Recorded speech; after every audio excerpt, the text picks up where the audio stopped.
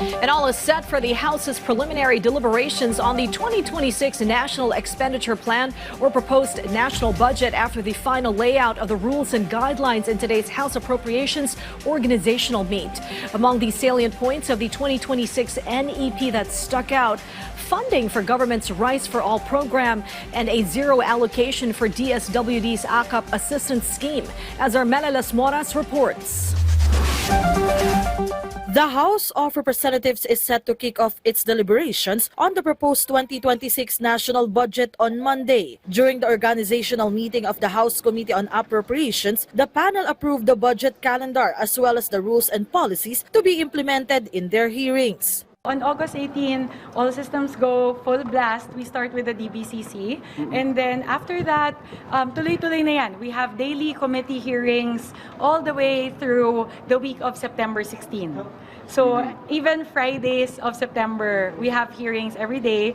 The only time that we are going to take a break is during the holidays. The creation of the Budget Amendments Review Subcommittee has also been approved. For the first time, there will also be a People's Budget Review in the lower house, which will involve civil society organizations. Yun po yung kinomit ko na magkakaroon po ng engagement yung Committee on Appropriations sa ating mga civil society organizations at people's organizations. Pwede nilang ilatag lahat po ng kanilang mga tanong at kanilang mga suhestyon patungkol po sa ating budget. Yesterday, the House, headed by Speaker Martin Romualdez, provided civil society groups with a copy of the proposed 2026 national budget. Speaker Romualdez said this is not just about documents, as the budget is the lifeblood of the government. Therefore, to earn the public's trust, Filipinos must see and feel this budget is truly for them. Earlier, Budget Secretary Amina Pangandaman said that one of the main programs to be funded by the administration for 2026 is the Rice for All program, which includes the Benting Bigas Meron Na initiative. 10 billion pesos.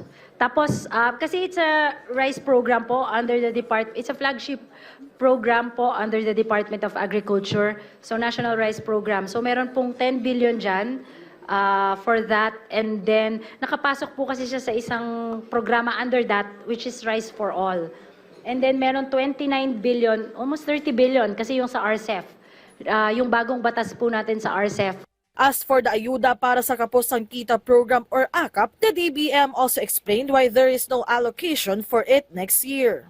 Wala po yung AKAP sa budget ng DSWD for next year. May natitira pa pong pondo for 2025, and like I mentioned a while ago, we receive a total of 10 trillion pesos na proposal from agencies. And given our limited fiscal space, hindi pa po muna natin siya sinama. Melalas Moras from the National TV Network for a new and better Philippines.